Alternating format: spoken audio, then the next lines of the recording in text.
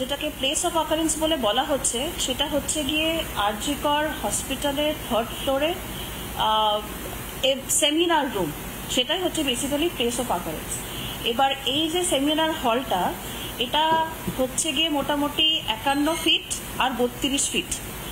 এইখানে এই ঘরের মানে সেমিনার হলের একটা পোর্শনে কিন্তু ডেড বডি ছিল, এবং যেই ভিডিওটা ভাইরাল হয়েছে সেটা কিন্তু এই ঘরটা 40 ফিট অবধি কিন্তু পুলিশের কর্ডন অফ করা ছিল। ভয়ঙ্কর মিথ্যা কীভাবে ধরা পড়ে জগন্নাথবাবু? ছোটোবেলায় আয়তক্ষেত্র বর্গক্ষেত্র অঙ্ক তো সবাই করেছি। ওনার মধ্যে ঘরটার মাপ 51/32 ফিট। অরিন্দমবাবু আছেন, জিজ্ঞাসা করবো একটু বাদে। আমি ঠিক বুঝতে পারলাম না, 51 ফিটের ঘরে পুলিশ কোনো একটা পয়েন্ট থেকে 40 ফিট দূরে দাঁড়িয়ে থাকতে পারে, কিন্তু যেদিকের মাপটা 32 ফিট তাতে 40 ফিট দূরে দাঁড়াবে কী করে? পুলিশ কি ঘরের বাইরে দাঁড়িয়েছিল জগন্নাথবাবু? মানে আমি বলছি প্রেস কনফারেন্সটাই ফেক নয় তো? কেমন একটা অদ্ভুত লাগছে পুলিশের কথা শুনে। দেখুন, স্পষ্টভাবে দুটি ধারা চলছে। এক, আরজি কর নিয়ে শুধু প্রতিক্রিয়া করছে পুলিশ, একটার পর একটা খামতির কথা, একটার পর একটা গাফিলতির কথা, একটার পর একটা তথ্য প্রমাণ লোপাটের প্রসঙ্গ উঠছে, প্রশ্ন উঠছে, সংশয় উঠছে, ধোঁয়াশা উঠছে, তার প্রতিক্রিয়ায় নামানো হচ্ছে পুলিশকে। উল্টো দিকে পশ্চিমবঙ্গ ছাত্র সমাজের ডাকা নবান্ন আন্দোলন নিয়ে আমরা পুলিশের অতিক্রিয়া দেখলাম। কাল বাঙালি ছাত্ররা যাবে এক দাবি নিয়ে, দফা 1 দাবি 1 মুখ্যমন্ত্রীর পদত্যাগ। আর আজকে নবান্নতে প্যারেড করানো হলো কোন অফিসারদের? মনোজ ভার্মা, প্রবীণ ত্রিপাঠী, সাথী ভাঙ্গালিয়া আদি। এদিকে মুখ্য সচিব বিবি গোপালিকা, ডিজি রাজীব কুমার, বিনীত গোয়েল, মিরাজ খালিদ, এদের নেতৃত্বে বাঙালি ছাত্রদের উপর দমন হবে। অর্থাৎ মুখ্যমন্ত্রী অবাঙালি অফিসারদের দিয়ে বাঙালি ছাত্রদের উপর কাল চরম দমন পীড়নের নীতি নিয়ে এক সিনিস্টার ডিজাইন করেছেন, এবং সেটাকেই ক্যামোফ্লেজ করার জন্য হয় আলাপন বন্দ্যোপাধ্যায় কখনো, না হলে সুপ্রতিম সরকারের মতো অফিসার, যারা বাঙালি অফিসার, তাদেরকে মুখ করে কিছু বলানোর চেষ্টা করছেন। আজকে যে অফিসারদের প্যারেড করানো হয়েছে, দেখুন যে যে জায়গায় জমায়েত হবে সেখানকার এই যে আপনারা ছবি দেখাচ্ছেন, এই যে প্যারেড করা পুরো ফ্রেম যদি আপনারা দেখান, তাহলেই আপনারা দেখাতে পারবেন কালকে কোন অবাঙালি অফিসারদের দিয়ে এই সাদা সিধে বাঙালি শান্তিপ্রিয় ছাত্রদের উপর তারা গোলমাল বাঁধানোর চেষ্টা করছে। এই অতিক্রিয়া আর প্রতিক্রিয়ার পরিবর্তে সবাই 100% বাঙালি তো কালকে সবাই সরকার দেখাচ্ছে কিনা কে ফেসবুকে কাকে ফলো করছে। সুপ্রতিম বাবু, আপনার ফেসবুক পেজে আপনার প্রোফাইলে এই ফলোয়ারদের লিস্ট বা আপনি কাকে ফলো করেন তা নিয়ে আমিও 10টা প্রশ্ন করতে পারি। আপনার মতো একজন বুদ্ধিমান পুলিশ অফিসার এ ধরনের বোকা বোকা জিনিস করছেন, এটা কি কারোর পরামর্শ গ্রহণে মানাচ্ছে না? এটা আপনাকে লোকে হাসছে এসব দেখে। কি করছেন এসব? কার নির্দেশে সব করছেন? এই লোকে তো আপনাকে চটি চাটা বলবে। কি করব বলুন? সমাজ আপনাকে চটি চাটা বলবে, যা পরিস্থিতি তৈরি হয়েছে। আইপিএস হয়েছেন সংবিধানের মান্যতা দিয়ে, কে কাকে ফলো করছে আর এই জিনিস কেন দেখাচ্ছে? দ্বিতীয়ত হচ্ছে দেখুন, এই যে ছাত্র সমাজের ডাকা আন্দোলন, সেই আন্দোলনে দিয়ে বিজেপির স্ট্যান্ড স্পষ্ট। আমরা যেদিন রাত দখলের আন্দোলন হয়েছিল সেদিনও আমাদের সমর্থকদের বলেছিলাম যে ভাই এই আন্দোলন সামিল হও, আর সমাজকে আওয়াজ তুলতে হবে। এই যে নির্যাতিতা হয়েছেন, ধর্ষিতা হয়েছেন আমাদের যে বোন, খুন হয়েছেন আমাদের বোন, এখানে কোনো রাজনৈতিক রং দেখা যাবে না। যাও শাঁখ হাতে, যাও শাঁখ বাজাও। নামিয়েছিলাম আমরা, দেখিনি কে ডেকেছে, কিন্তু আমরা বামেদের মতো ভণ্ডামি করিনি যে এদের আন্দোলন কারোর আন্দোলন নয়, হঠাৎ করে ডাকা কিছু ছাত্রের অতি উৎসাহে ডাকা আন্দোলন। সেই আন্দোলনে সবাই এখন সামিল হচ্ছে, এবং পুলিশ কেন আজকে হতচকিত হয়ে গেছে? কারণ পুলিশের কাছে ধীরে ধীরে ইনপুট আসতে শুরু করেছে কিভাবে জেলা থেকে আস্তে আস্তে ছাত্ররা আসতে শুরু করেছে।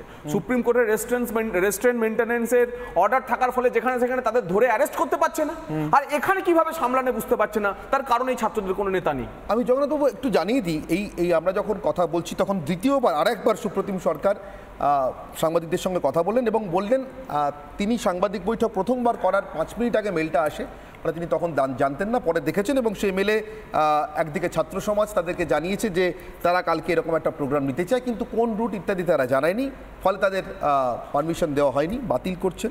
এবং সংগ্রামী যৌথ মঞ্চ রুট ইত্যাদি সব জানালেও পারমিশন দেওয়া হয়নি, তার কারণ তাকে নেট পরীক্ষা আছে এবং সংরক্ষিত এলাকা, ফলে এরকম হঠাৎ করে কর্মসূচি নেওয়া যায় না। আমি শুভঙ্কর হালদার ছাত্র সমাজের পক্ষ থেকে আমার সঙ্গে জয়েন করেছেন, আমি তার সঙ্গে প্রথম কথা বলবো এবং তারপরে ভাস্কর ঘোষ। শুভঙ্কর বাবু, আগামীকাল আপনাদের কর্মসূচি কিন্তু শেষ পর্যন্ত কলকাতা পুলিশের কোনো অনুমতি পেল না, আপনারা কর্মসূচি করবেন না পিছিয়ে যাবেন?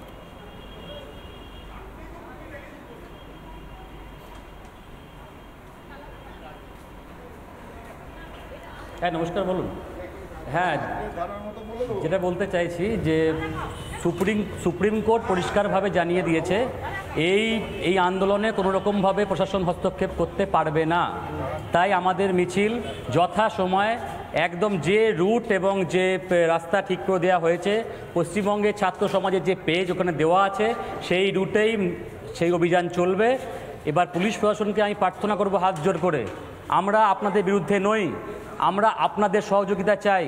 আপনারা সহযোগিতা করলেই তবেই যে আরজি করের বোনটি সে তার ন্যায় বিচার পাবে।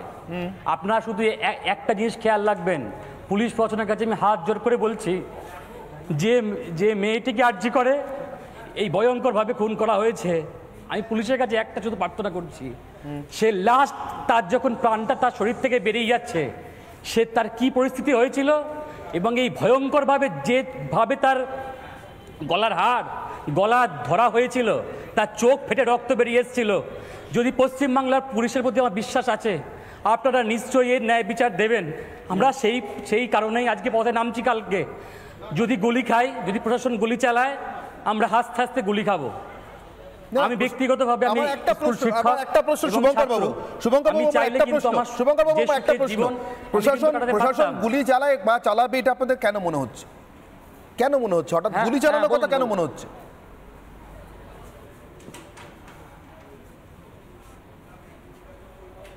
হ্যাঁ হ্যাঁ বলুন বলুন।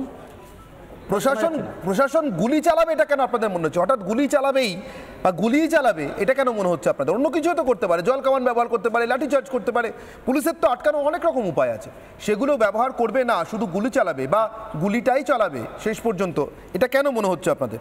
কিসের ভিত্তিতে?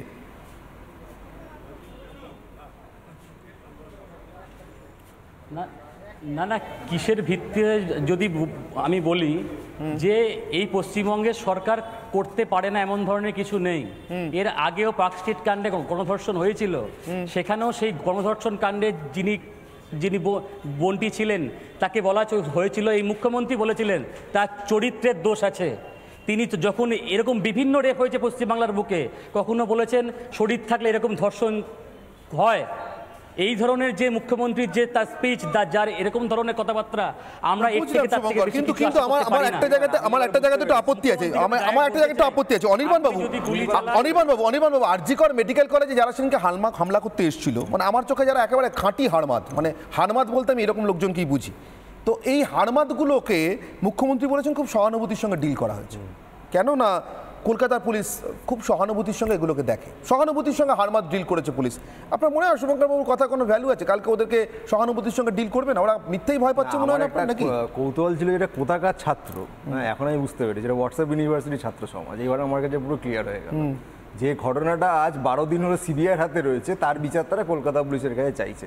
এরকম অসাধারণ ছাত্র সমাজ আমাদের, ওরকম অসাধারণ পুলিশ আমি দেখতে পেয়েছি। একটু আগে এডিজি দক্ষিণবঙ্গ কি বলেছেন জানেন অনির্বাণ বাবু? 1 মিনিট আপনাকে জানিয়ে রাখি, চাইলে বাইকটা শুনিয়ে দেবো একটু বাদে। না শুনুন না, সেটা আপনি কি বলেন?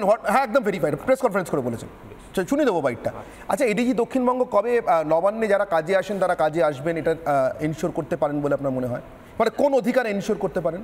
আচ্ছা, সেটা বাইকটা দেখলে আমি বলতে পারবো এক্স্যাক্টলি উনি কি বলেছেন, তার উত্তর বাইকটা শুনিয়ে দিচ্ছি আপনাকে, তারপর আসছি আপনার কাছে। জগন্নাথ বাবু হাত তুলছিলেন। জগন্নাথ বাবু, দেখুন, দুটি বিষয় এ প্রসঙ্গে স্পষ্ট করা দরকার। এক হচ্ছে যে ভারতীয় জনতা পার্টি বা কেন্দ্রীয় সরকারের সঙ্গে পশ্চিমবঙ্গ সরকারের বিচার, এবং হতে পারে যে কেন্দ্রের সঙ্গে স্টেট গভর্নমেন্টে যারা আছে একদম হস্টিলিটি আছে, হস্টাইল গভর্নমেন্ট আছে, কিন্তু তারপরেও কোনোভাবেই আমরা ভারতবর্ষের কোনো প্রান্তকে বাংলাদেশের যে ঘটনা ঘটেছে তার প্যারালাল আমরা টানতে দিতে পারি না। আমরা বাংলাদেশ, পশ্চিমবঙ্গ কেন, ভারতবর্ষের কোনো প্রান্তকে আমরা সেখানকার পরিস্থিতি করতে দিতেই পারি না। তাই অনেকে যেটাকে বাংলাদেশের সঙ্গে গুলিয়ে দেওয়ার চেষ্টা করছিল, আমরা একেবারে বলছি এই ঘটনা ভিন্ন, সম্পূর্ণভাবে ভিন্ন, এবং আমাদের সিস্টেম তা করতে দেবে না। বাংলাদেশের থেকে আমাদের কি রাজ্য, কে কেন্দ্র, সমস্ত কার সিস্টেম এর থেকে অনেক স্ট্রং, এবং কেন্দ্র এ ব্যাপারে নজর রাখছে। দ্বিতীয়ত, এই যে শুভঙ্করকে দেখলে একটি বাচ্চা ছেলে, শুভঙ্করের প্রতিক্রিয়া, শুভঙ্করদের বাকি যারা বন্ধু বান্ধবরা যারা আজকে প্রেস কনফারেন্স করছেন তাদের দেখে কোনোভাবেই মনে হচ্ছে যে এরা কোনো হিংসক আন্দোলন করতে নেমেছে। কোনোভাবেই কি মনে হচ্ছে? বাবু বজরঙ্গি দেখে কিন্তু ওরা গুলি চালানোর ভয়টা কেন পাচ্ছেন জগন্নাথ বাবু? বড় মানে মমতার পুলিশ তো আমি দেখছি হারমাদদের বেশ তোয়াজ করেই রাখে, আরজি করেছে না? যারা যে পুলিশ হাসপাতাল ভাঙতে আসে হারমাদদের তোয়াজ করে, তারা ছাত্রদের উপর গুলি চালাবে আমার কিন্তু বিশ্বাস হয় না।